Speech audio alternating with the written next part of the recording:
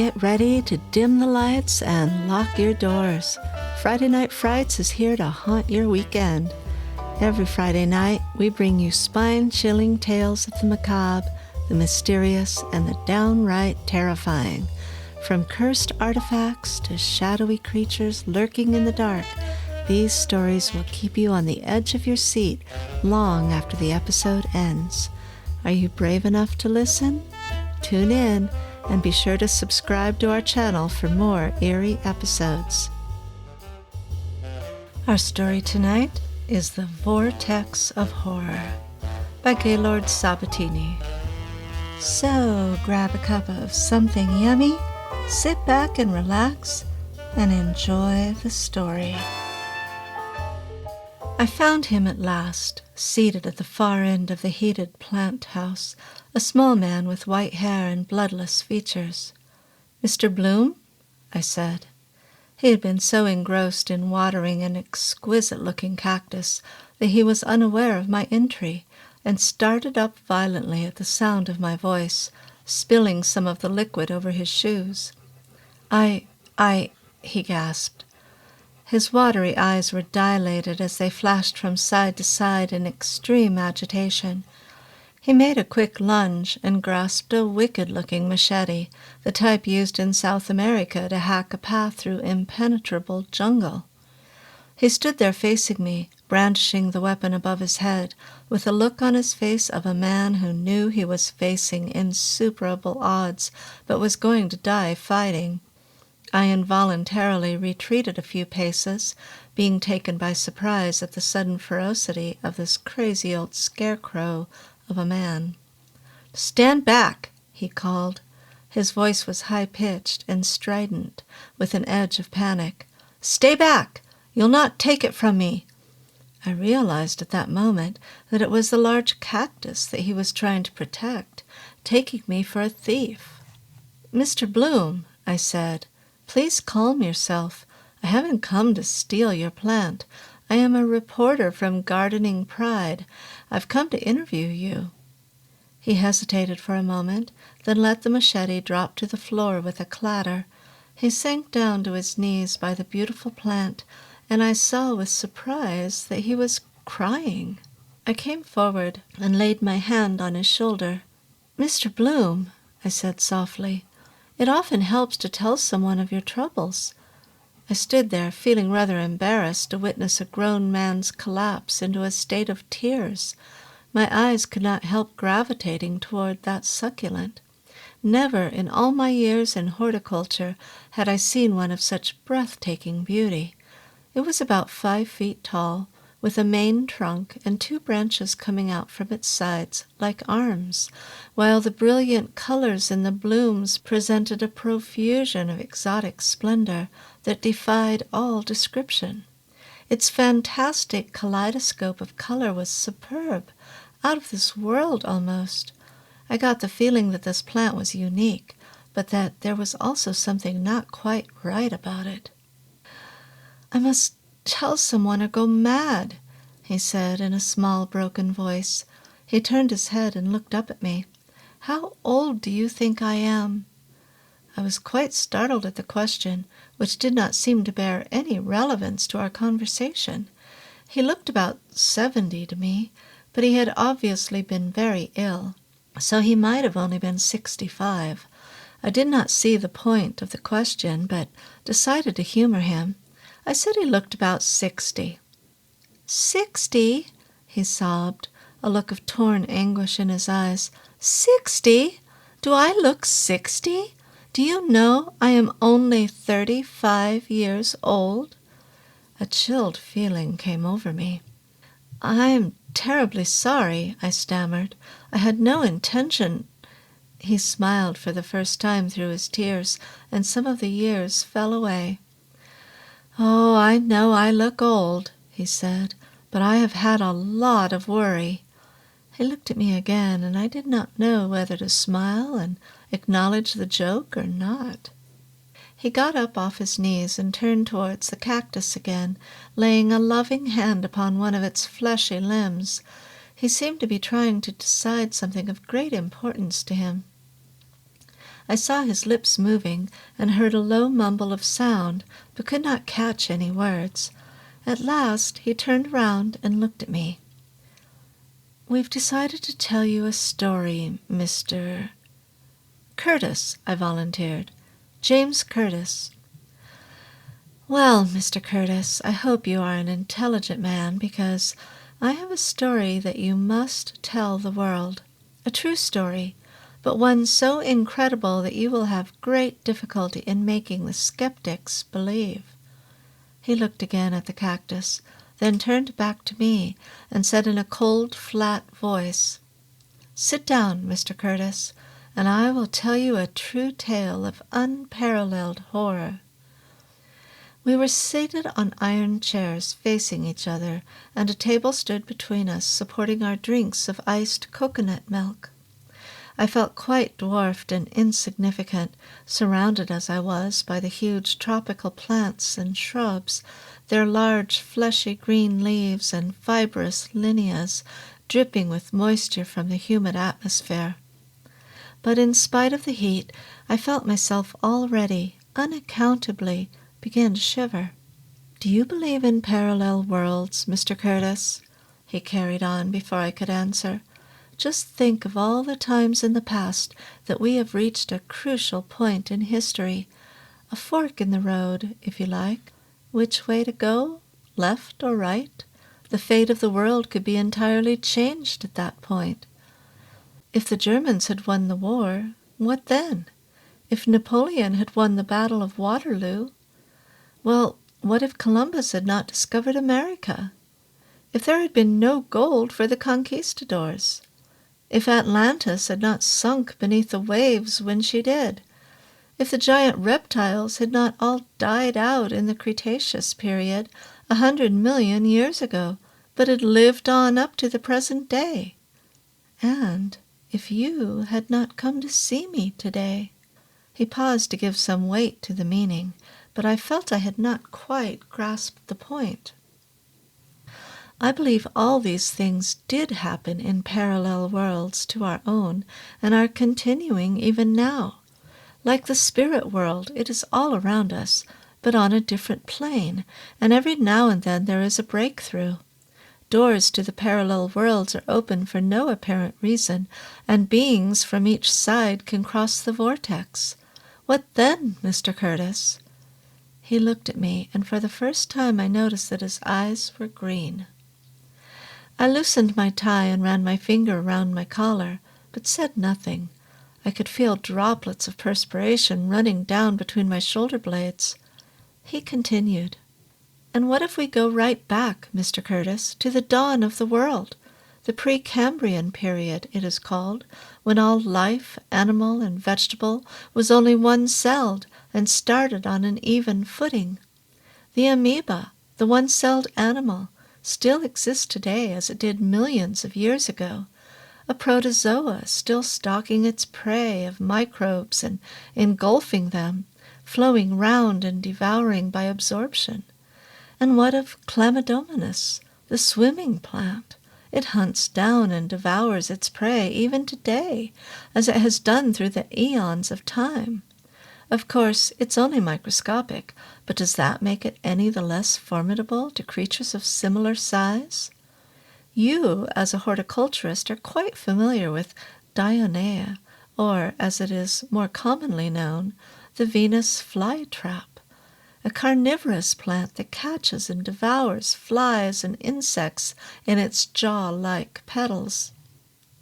Well, under the sea we have animals that look and act like plants, and plants that to all outward observation one would think were animals."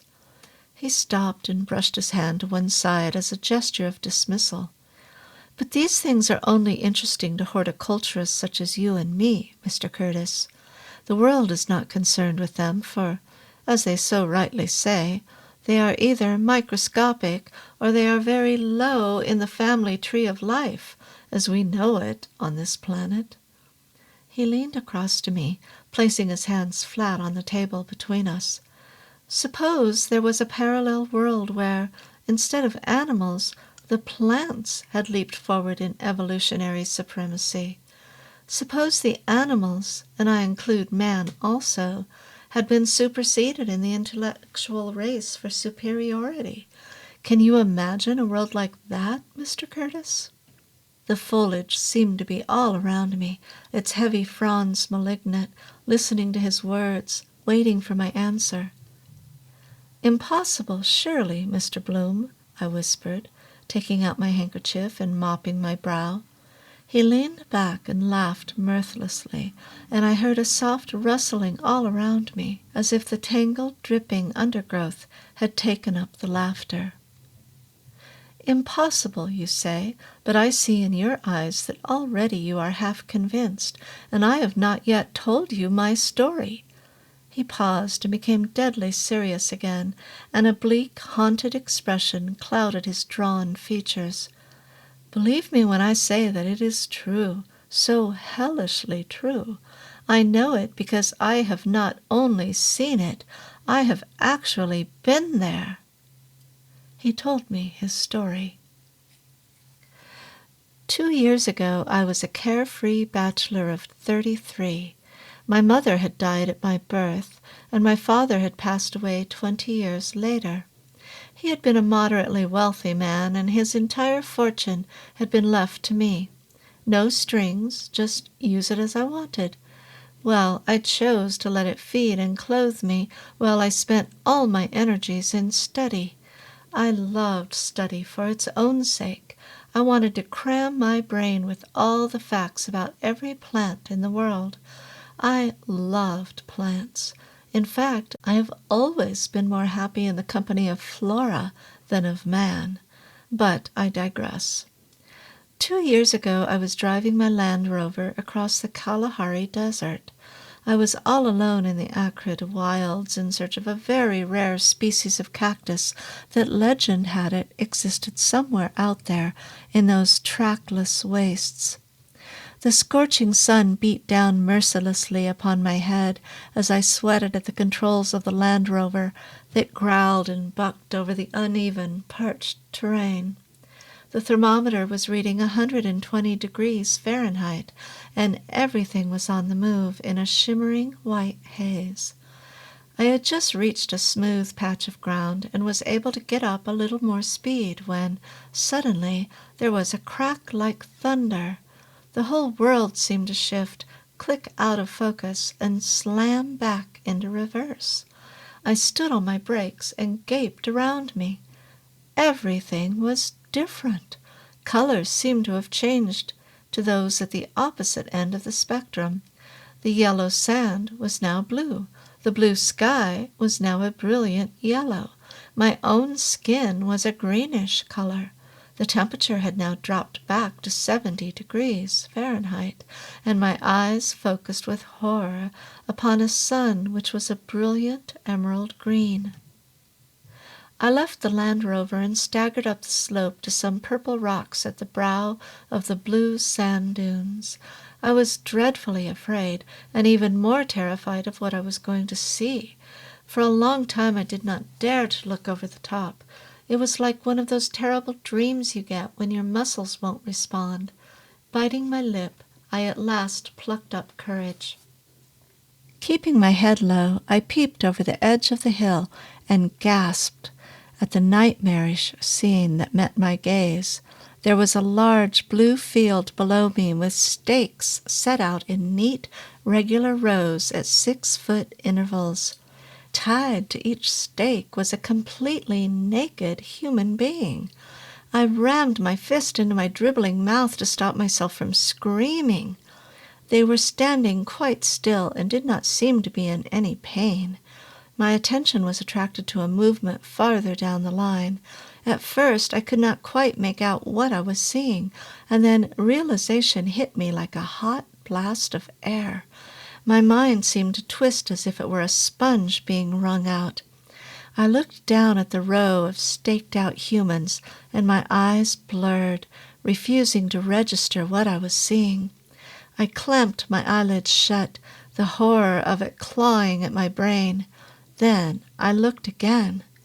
There it was, a huge, shambling thing about 12 feet high, thick in the trunk, about 7 feet across at the base and tapering slightly towards the top, with dozens of long tentacle-like arms coming from all round its upper part.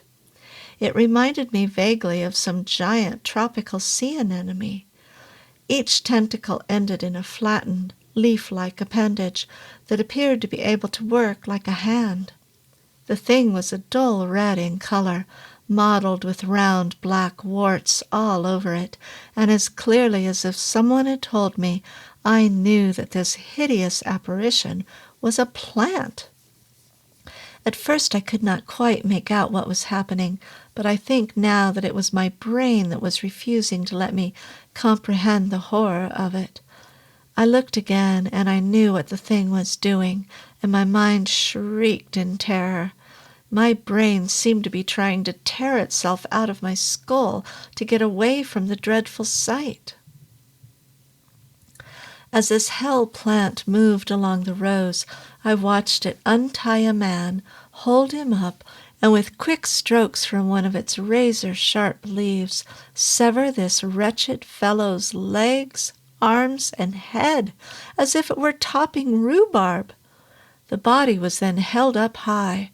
The entire top of the plant then opened up into a huge, black, cavernous mouth as it started to drink the blood that spouted out of the dismembered body. As the blood poured into its terrible maw, I saw it tremble all over in sheer delight at the feast. When the body was drained of blood, it was thrown to one side onto a heap of rotting corpses, and the thing moved on to the next person. Again I watched in cold dread a repetition of the same awful happening. It was not until I raised my head that I realized that the entire area was covered with staked-out people, both men and women, and moving amongst them were more than a score of these terrible creatures. There must have been more than 1,000 people down in that valley of death, but I did not see one of them struggling with his bonds or even showing any sign of emotion at what was happening to his fellows. In fact, they all seemed to be completely indifferent to their fate. For several nerve-breaking hours I waited, witnessing the endless grisly ritual. Their appetites seemed to be insatiable. My mind had become bemused, and I looked down at the scene thinking that no more horror could affect me. But as I watched these gruesome plants shuffling slowly along the lines, slaughtering and eating, I suddenly became aware of a commotion going on behind a small hill. Some more of these devil plants seemed to be fighting each other. Suddenly they broke away, and about 10 of them made a dash for all the decapitated heads. There seemed to be a race as to which of them could collect the most. Then they sped quite swiftly around, throwing them up into the air and catching them again in one of their many tentacles. They were like children playing with a ball in this insane world. Their means of locomotion was not very clear. They just seemed to flow over the ground. As I lay there, something made my hackles rise as I sensed imminent danger.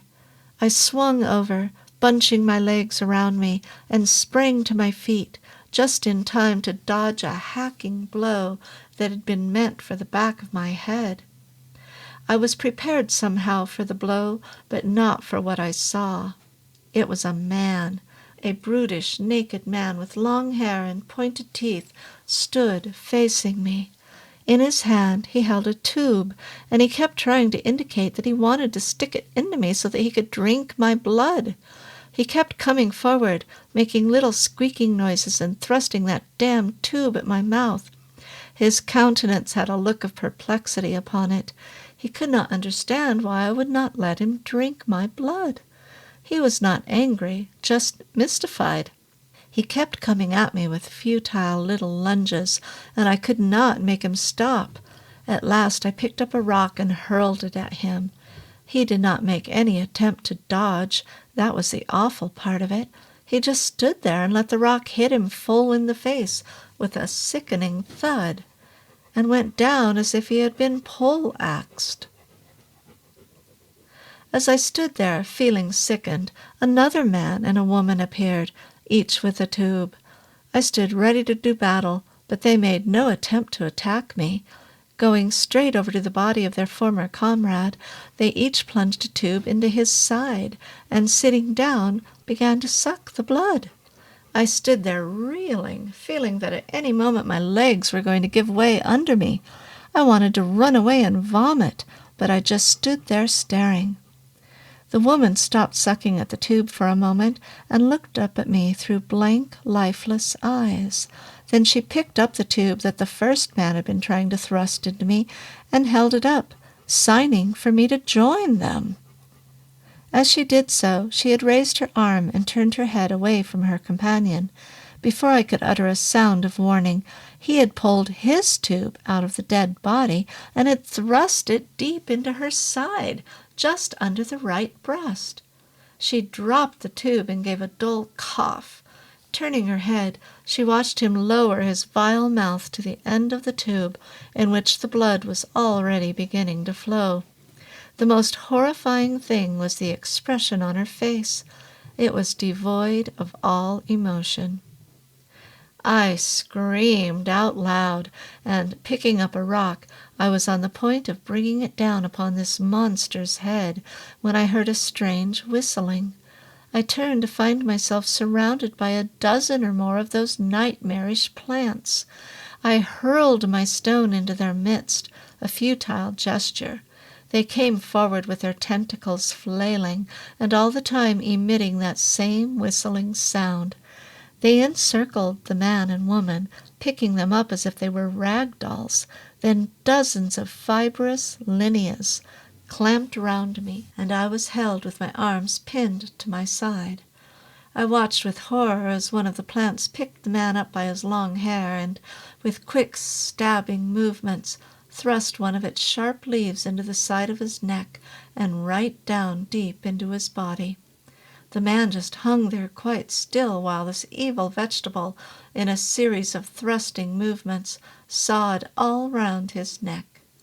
I saw one of the other tentacles wrap itself round his feet and pull, and I watched the head come away, still attached to, and pulling with it, the gullet, lungs, heart, and liver, in one bloody mass. It was at this point that I fainted. I awoke to find myself stripped naked and tied to a stake. I looked around me and cried out in panic. A girl tied to a stake 3 feet away from me turned and looked in my direction. She smiled across and said, "It's nice here, isn't it?" I had noticed that this field was much smaller, there being only about 30 people in it, but at that moment my attention was riveted upon the girl.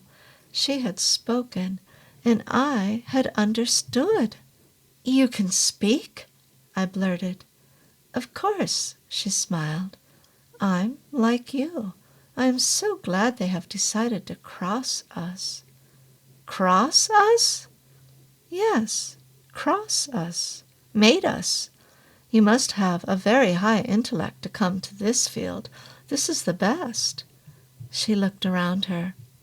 "We 30 have been crossed and recrossed to get the best strain. Don't you think we are beautiful to look at?" She looked at me proudly. "We are not like the raggle-taggle in the big fields, or the wild ones running free in the wastelands." She sighed and leaned back against her post.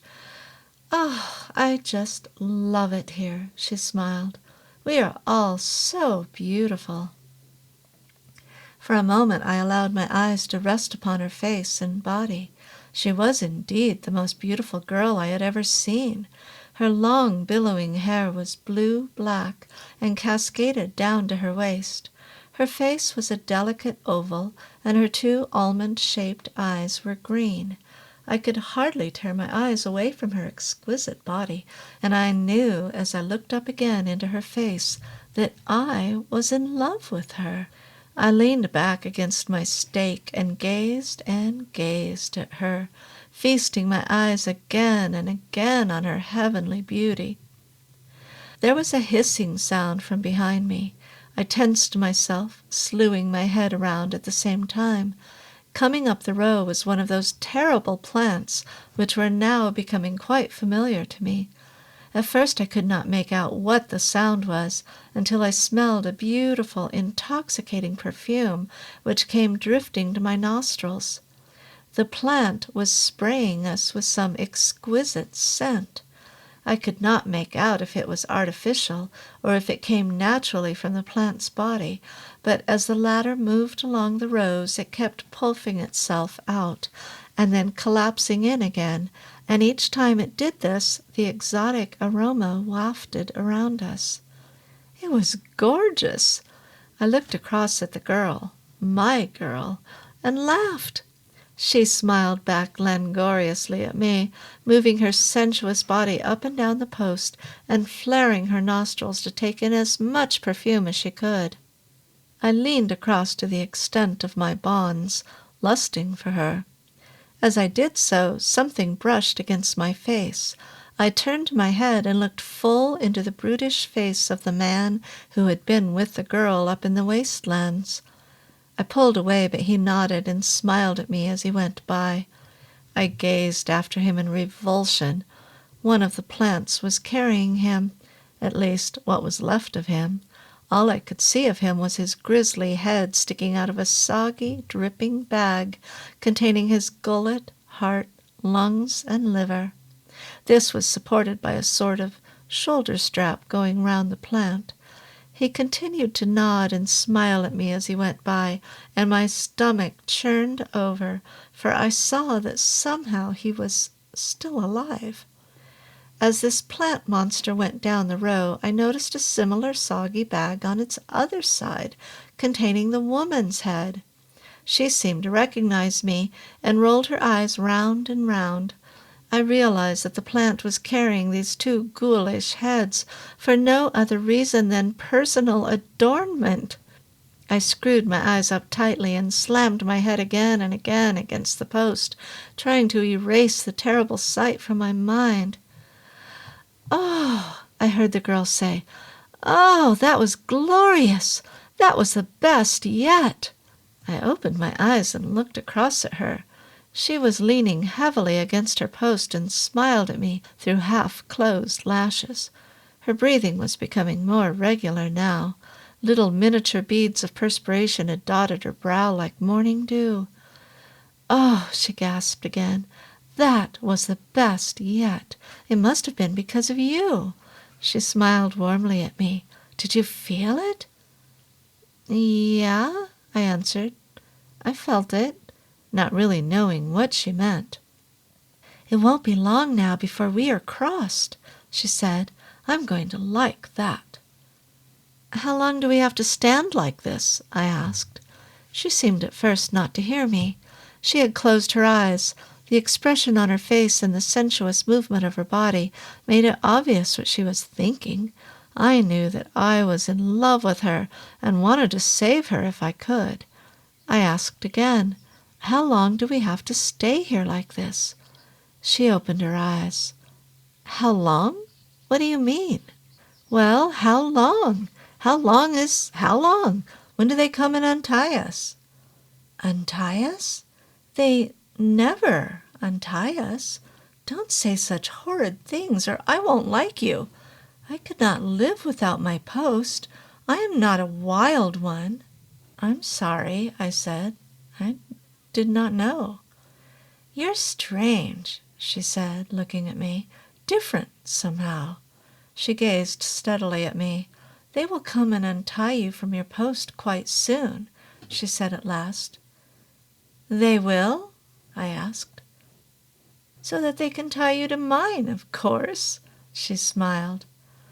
"Oh," I exclaimed, feeling the blush rising up my neck. Some time passed, and then I thought I would try a new approach. "Would you like me to be tied to your post all the time?" I asked. "Oh, that's not possible," she answered, "but I would love it." I had no more time to follow up on this line of thinking. "Food!" called someone along the line. "Food is coming!" I turned my head to the sound of the voice. All 30 of us looked in the same direction. 2 of the plants were coming along the rows holding a large bag with a tube coming from it. The tube was placed into the excited mouth of each person in turn, who would suck frantically at it for a short while before it was moved along to the next one. I realized that I was famished, and found myself straining on my bonds like the others, waiting for my turn. As the plants came closer, I suddenly cringed back with revulsion. What I had thought was a bag was in fact a human body bound tightly into a ball. They had been drinking his blood. I fought and twisted my head from side to side, screaming at them to get the heck away from me, but they were too strong and rammed the tube down my throat. I drank the blood flowing from the tube, drank and drank.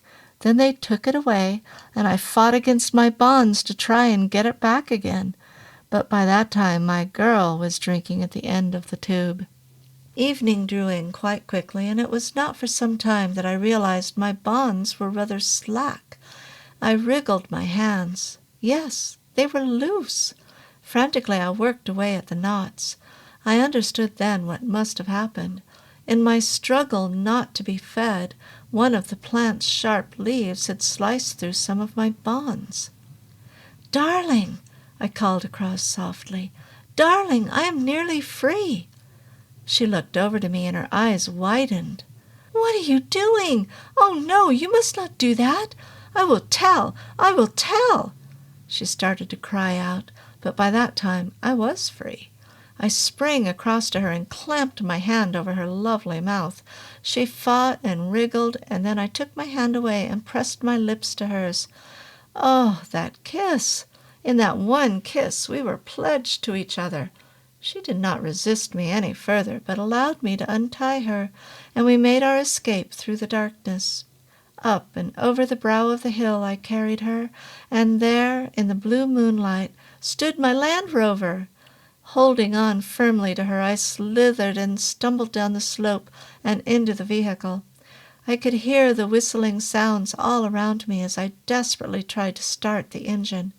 There seemed to be hardly any life left in the battery. The whistling sounds were getting closer and closer. At last the engine fired. I smashed it into gear, let out the clutch, and we rocketed off to the sound of squealing tires. Suddenly there was a crack like thunder, and everything seemed to shift out of focus, then slam back into reverse. We were through! We were safe! Yes, Mr. Curtis, I had gone through the vortex of horror to a parallel world, and what is more, I had got back again. I looked at the white-haired old man. "That is the most terrifying story I have ever heard, Mr. Bloom," I said. "But there is one consolation in all this. What of your lovely bride?" "Ah, yes, a terrible experience it was indeed, Mr. Curtis, for that is what made me as you see me today.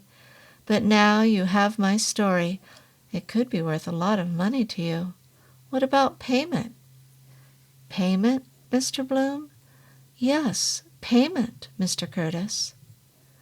"Well, I'm sure my paper will handsomely reward you." "No, not money. Who needs money?" "Well, what?" He got up off his chair and came towards me with a tube in his hand. "My girl needs feeding, and there is not much blood left in this old body of mine, Mr. Curtis." He offered the tube to me. "Just a little blood, Mr. Curtis, for payment. Just a little blood for my girl." "No!" I screamed, jumping up and striking him away.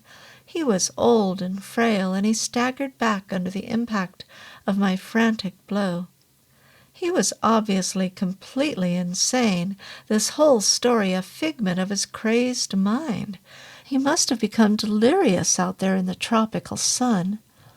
He got onto his hands and knees, this old gray dried-up stick of a man, and crawled sobbing towards that exquisite succulent with its profusion of exotic flowers. "He wouldn't give me any, my darling, not even just a little drop," Surely the story of my ordeal was worth a little drop of blood. He crawled up to the plant, rested his head against it, and closed his eyes. To my horror, the two arms of the plant moved and encircled him.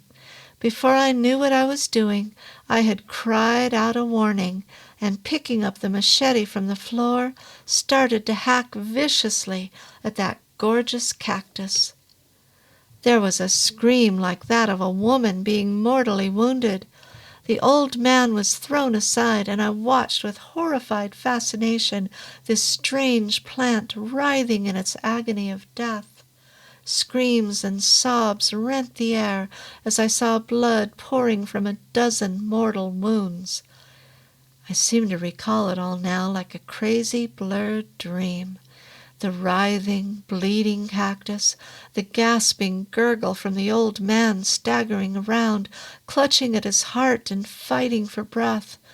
My recollection is hazy of what really happened next, as if I were viewing it all through a distorting lens, clouded by swirling mist. I recollect dropping the machete and backing away from the dead man lying on his back, with one hand clamped across his heart, and the other stretched out in a vain attempt to reach the dying plant. My head was reeling with a strange vertigo. I remember rushing and stumbling from the house to my car, screaming all the time and driving like a maniac down the road. I recall hearing a crack like thunder and seeing the world shift out of focus and slam back again into reverse. And now I am looking up at an emerald green sun, and there is a strange whistling sound in my ears. Well, thank you for listening to tonight's story, and I hope you'll join us next week for another installment of Friday Night Frights. And until then, have a great week, everyone.